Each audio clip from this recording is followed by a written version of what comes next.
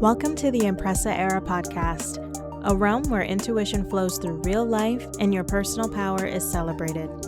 I'm your host, Queen Empressa, and together we'll explore tarot, self-mastery, sensuality, and aligned growth. Now take a deep breath, relax your shoulders, and let's get into it.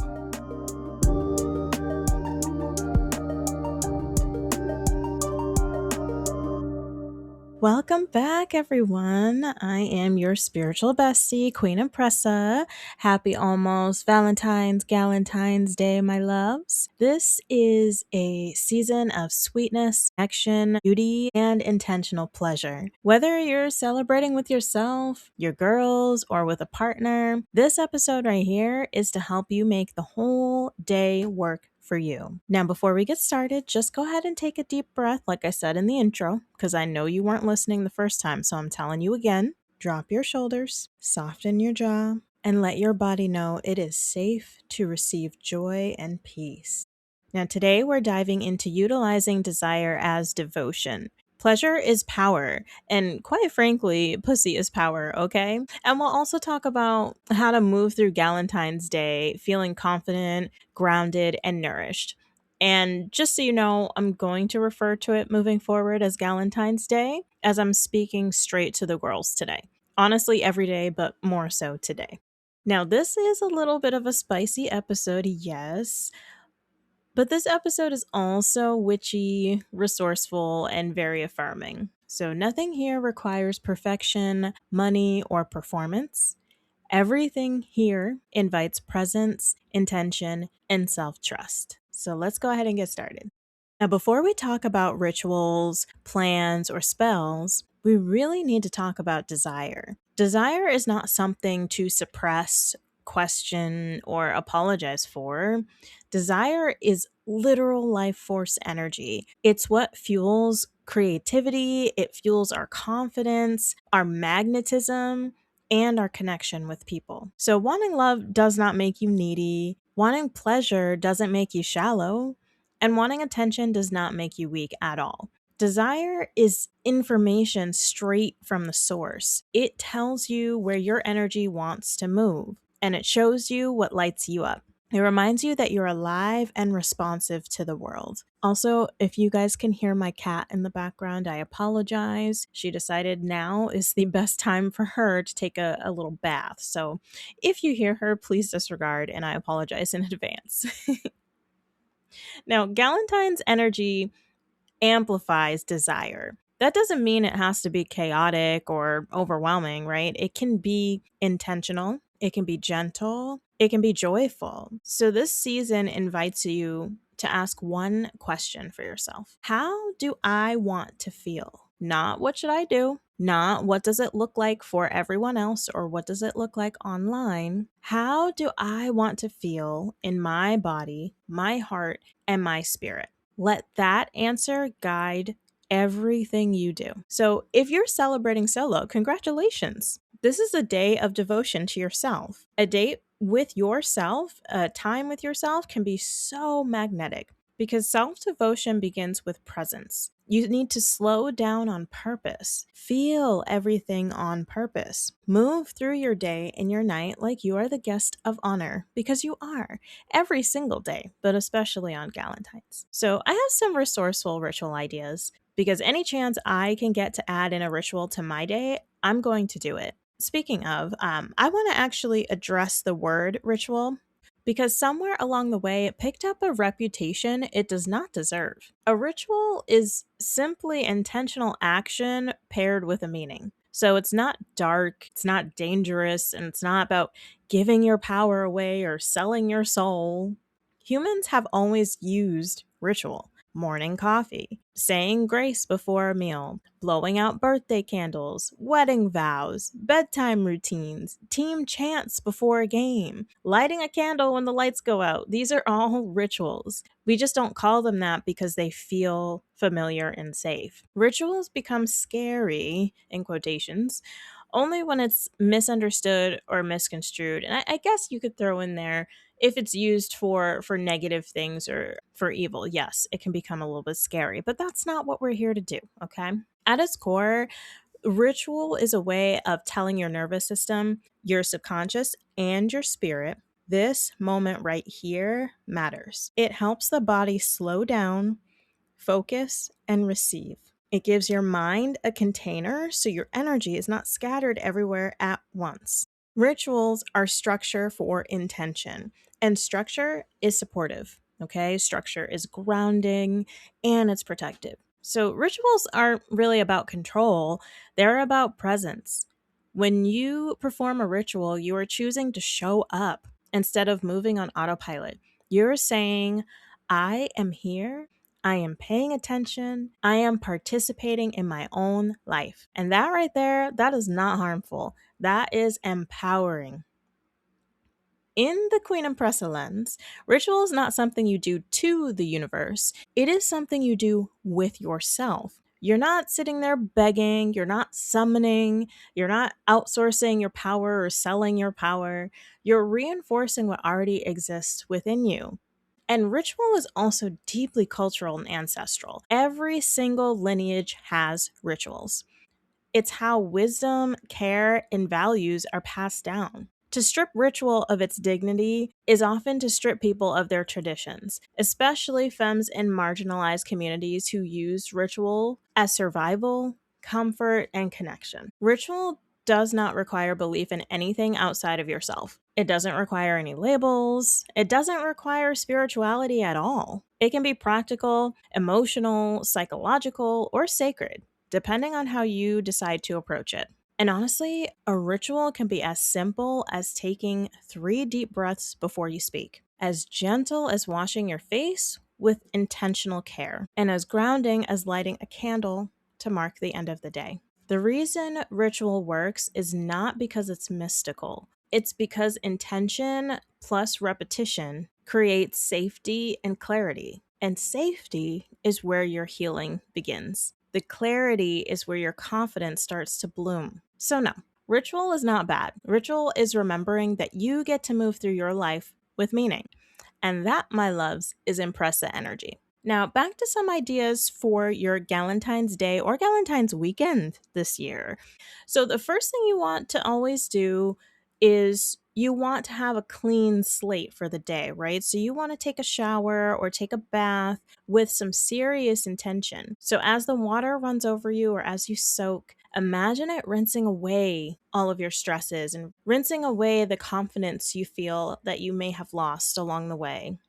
Use oils and lotions that you already have. And as you apply them, speak kindness into your body. Thank your skin for holding you, and your hands for caring, and your heart for staying open. Now, when it comes to choosing clothing for the day, you want to choose it for how it makes you feel. So, depending on how you want to go into this Galentine's Day, maybe you want to feel a bit soft, or you want to be really bold and spicy, comfortable, or just a straight up just like a siren, right? You don't need an audience for the beauty to be real. So if you're by yourself, you create your atmosphere with what you have. So you can dim some lights or get rid of the overhead lighting, play some music that makes you feel like you're the best version of yourself. And if it feels good and it feels right, I always recommend lighting a candle, especially if you have one with a specific scent that makes you feel calm. Now, I also recommend writing a desire list, not goals or demands, but desires. Now, desires are very important for me personally. That's something that has a chunk of my vision board because we are humans and we all have desires. So there are things that we want to accomplish in life, which I would consider goals. And we have things in life that need to happen, which I consider demands. But then there are things that we just want because we want them, because our body chemistry and our brains tell us that these are the things that we want in life. And that's what I classify under desires. So it can be as simple as wanting a pair of Louboutin shoes, but it can also be as deep as how you want to feel loved and how you want to feel seen, cherished, taken care of, all of that. So write a desire list. Place that somewhere meaningful. I recommend placing it under your pillow, If you have an active altar that is, a romance or love, self love altar, whatever you have, I recommend putting it there. Or one of the safest ways where no one can find it or rip it up or eat it, if you have pets, would be in a journal. So, really, this isn't about asking when you're writing this, right? This is about aligning your desires with your life. And that's how Queen Empressa would spend Galentine's Day if she were riding solo. Now, if you're celebrating with a partner, congratulations. Intimacy deepens so much when it is conscious. So, before the day begins, take a moment together, right? And if you're unfortunately apart for the day or you're long distance or just for some reason they're not near you, you can totally still do these intentionally by phone, text, email, FaceTime, whatever it is that you two have to communicate, okay? So don't count yourself out if your person isn't right next to you. What I would want you to do is share one word that describes how you want the day and the night to feel, right? So it could be as easy as connection, romance, play, relaxation. Once you two share your word, those words become your anchor for the day. So if you can, light a candle together and name that intention. Take 3 slow breaths and say the intention. Now, if you can, I recommend putting the phones away for a set amount of time and being with each other in the moment without any technology being in the way. If you can't avoid that, that's totally fine. Just be intentional with what you're doing. Now, don't put them on pause so that you can scroll and still listen to them. Give them all of your time and attention because presence is one of the most powerful gifts you can offer. Speak your desires clearly and kindly. Clarity will build trust, and trust deepens the attraction. So, with the intention of connection, you want to move a little bit slower. You want to enjoy some of these moments and laugh with them. Laughter counts as intimacy, and so does a little bit of silence. Now, I also think getting out of your comfort zone together heavily counts as intimacy. So maybe trying something new, like a freaky new game or position or toy that you've been wanting to try. Just remember to be safe, unless you're planning on having a Scorpio baby. But Galentine's does not need to be perfect to be meaningful. It just needs to be real. Galentine's Day is sacred. And community is magic, as we know. We love having a community that we can go to and feel safe at any point in time in our lives. And joy shared always multiplies. So if you're celebrating with your girls, congratulations. This strengthens your confidence and your safety. It reminds you that love exists in many, many forms. So, some ideas for a nourishing Galentine's with the girls: get dressed together. Everyone get ready at one place and get dressed together. Put some music on, dance, compliment each other. Share what kind of love you're calling in this year, Eat some really good food before you go out, unless you're planning to go out to dinner. You can still have a little pre snack before you go out. I also really love the idea of doing like a witchy coven group ritual. So you can stand or sit in a circle together. Each person names one quality they love about themselves. Each person receives affirmations from the group. It's all about sharing in the energetic connection. And this also builds protection and self worth. So, friendship is not secondary love, it is foundational for us as human beings for success. Now, we've gone over how to celebrate Galentine's Day by yourself, with the girls, or with a partner. And I honestly think those will help you get through the day. And if for some reason you can't do any of those things, if you've got other obligations that you need to tend to, I challenge you to still at least take 10 minutes. I know you've got 10 minutes in there somewhere. 10 minutes. If you got to wake up 10 minutes earlier, I'm telling you, it's going to set the tone for your day. But I want you to take 10 minutes to look in a mirror and reaffirm yourself, compliment yourself, love on yourself for 10 minutes. It can be the 10 minutes that you have to take to brush on your makeup and get everything ready to go before you head out the door. If you've got 10 minutes that you're doing something in the mirror, I want you to be affirming yourself while you're doing it, because magic does not need to be complicated. It just needs to be intentional and consistent. So if you're thinking of some other ways to add in some magic into your Galentines, always recommend lighting a candle and speak what you're welcoming in for the day or for the month, whatever time frame that you decide, because literally the world is your oyster. And I don't really love oysters, but it's still true.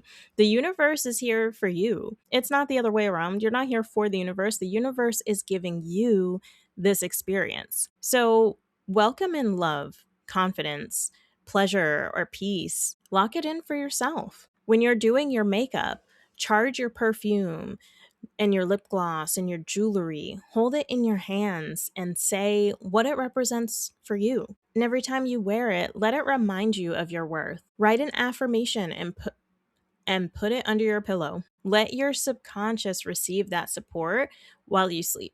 You can also wear something that makes you feel super powerful, because confidence is one of the strongest forms of attraction. So you're not summoning love from outside of yourself. That's not what we're here to do. You're amplifying what already lives within you. Now let's skip over into pleasure, because that grounds you into your body. I've talked about this briefly before, but it does really help with everything that you do in life. You know, when you feel at home in yourself, your energy stays closer to you. You become way less reactive and more radiant, and people want to know who you are when you walk in a room. Sensual practices can be very simple. Like I said before, it can be like soft texture, slow movement, very gentle touch, or rough touch if that's what you're into. But pleasure is not about like indulgence, it's not about gluttony. It's about regulation. It supports your confidence and your clarity. And you deserve to feel good without justification. Now, to close out, I'd love to do a closing ritual with you. So place your feet on the floor. Take a slow breath in. Exhale fully. Visualize a warm, soft glow around your body. Not a wall, but a presence. Yourself. Say quietly or out loud, I am worthy of love. I am worthy of pleasure. I am worthy of devotion. This Galentine season, choose yourself with intention. Choose joy without apology. Choose connection that feels nourishing to you. Whether you're celebrating solo, partnered, or with the girls, know this 100%. You are so magnetic. You are so deserving of everything this life can offer. You are already enough. Well, thank you again for listening to my podcast. If you want to learn some more tips and tricks, please go ahead and join my school community at Empressa's Castle. You can find it on all my links in the bio. It'll be right up there. But I'd love to have you in my group and start to build this community of like-minded women who want to learn more about themselves, more about witchcraft, more about spirituality in general, all of that. So if you're interested, please come along. I'd love to have you.